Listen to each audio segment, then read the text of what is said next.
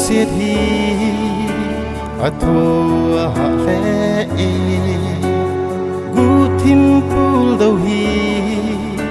a thua hạ nghe gì si lung nhìn hết thêm là chân lung đây nương si lung nhìn a lăng gì nghe cả lung siết na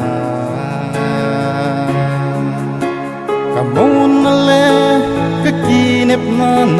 này hình sang in go cả lung siết na si lung nhìn lăng gì nghe cả lung siết na si lung nhìn hết thêm lệ chân o lung đây nữa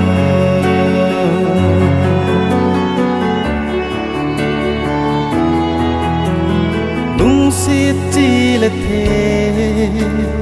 mà này hiện để bôi ngày lút hậu là ba in dòng là hiện để bôi in khô a đình in cả hình lung siết dinh nghe si lung nhìn hết thêm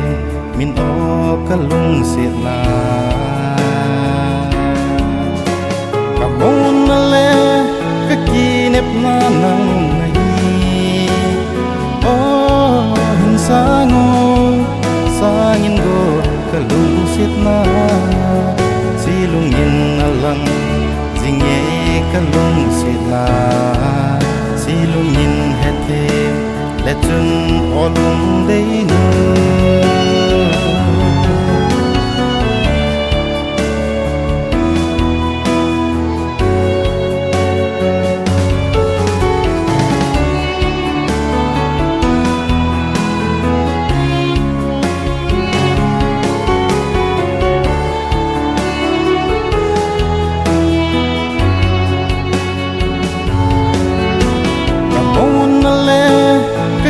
nếp nang này